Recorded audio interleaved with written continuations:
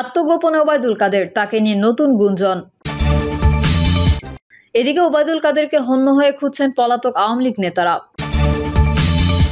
জানাবো সমালোচনার মুখে যা বললেন উপদেষ্টা ফারুকী, এবং সর্বশেষ জানাবো জলবায়ু সম্মেলনে বিশ্ব নেতাদের সঙ্গে প্রধান উপদেষ্টার সাক্ষাৎ।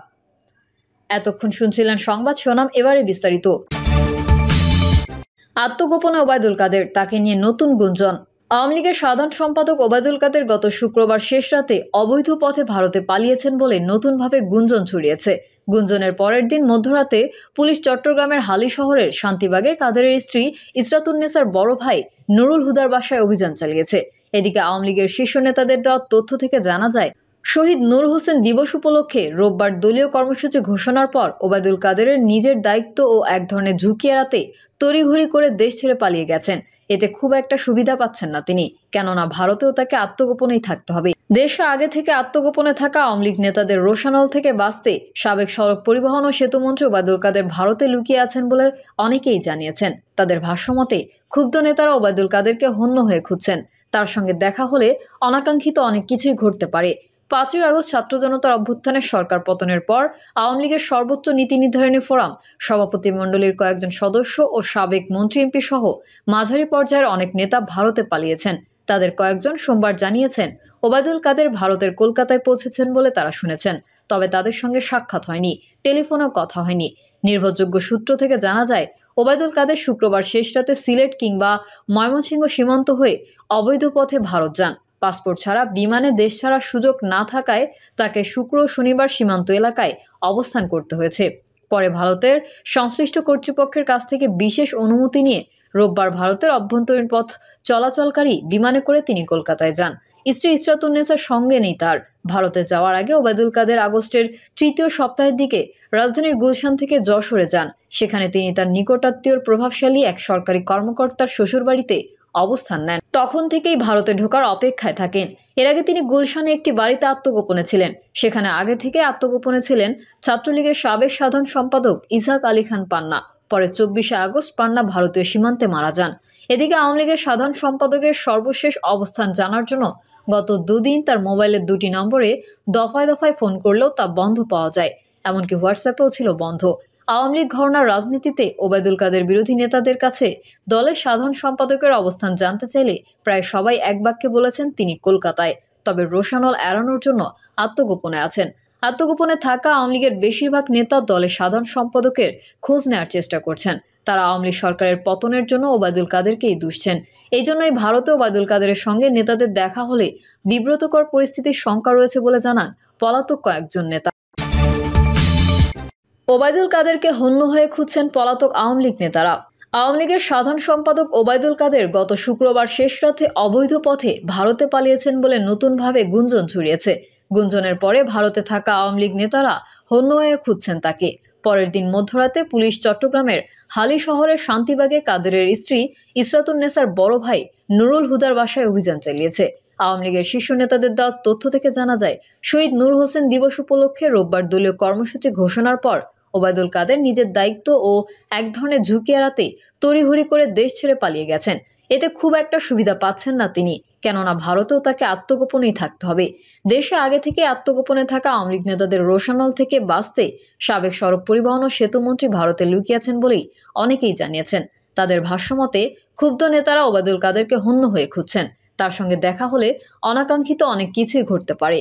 5ই আগস্ট ছাত্র জনতার অভ্যুত্থানের সরকার পতনের পর আওয়ামী লীগের সর্বোচ্চ নীতি নির্ধারণী ফোরাম সভাপতিমণ্ডলীর কয়েকজন সদস্য ও সাবেক মন্ত্রী এমপি সহ মাঝারি পর্যায়ের অনেক নেতা ভারতে পালিয়েছেন। তাদের কয়েকজন সোমবার জানিয়েছেন ওবায়দুল কাদের ভারতের কলকাতায় পৌঁছেছেন বলে তারা শুনেছেন, তবে তাদের সঙ্গে সাক্ষাৎ হয়নি, টেলিফোনেও কথা হয়নি।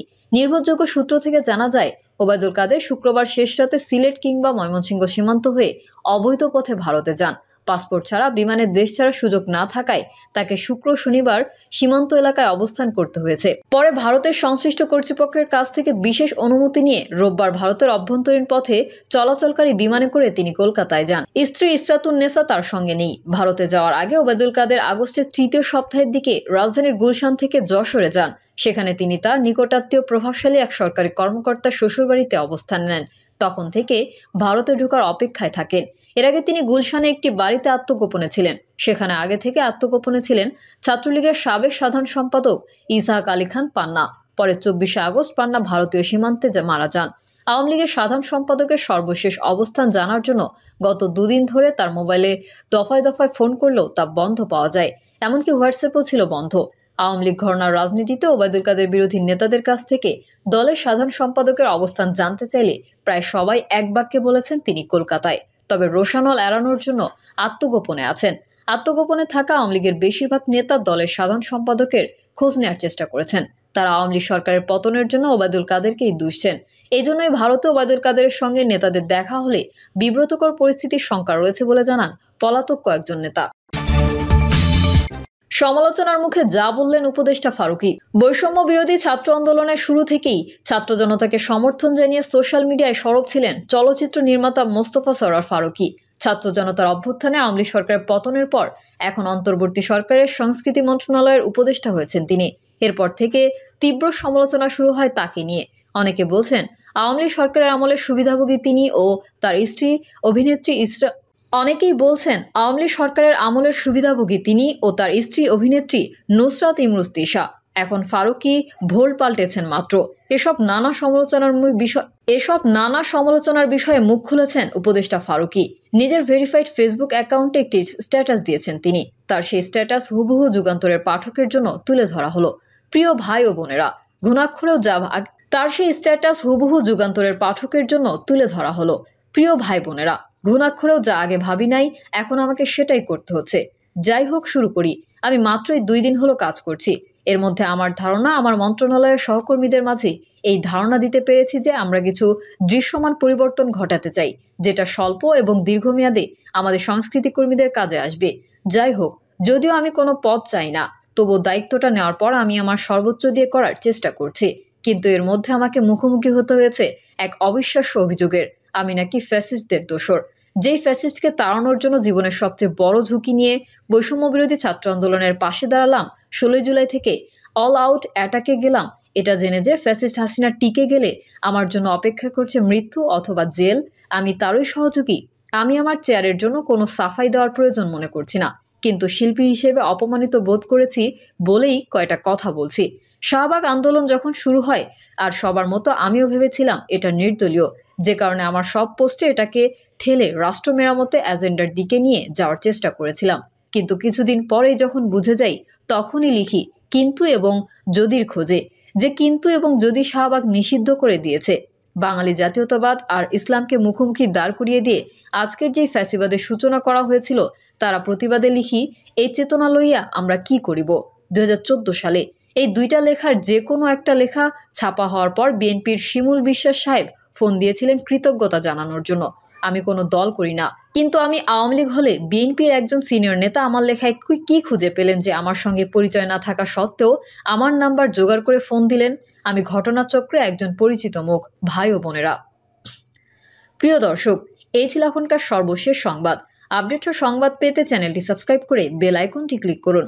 কমেন্টে আপনার মতামত জানিয়ে আমাদের সাথেই থাকুন। ধন্যবাদ সবাইকে। আল্লাহ হাফেজ।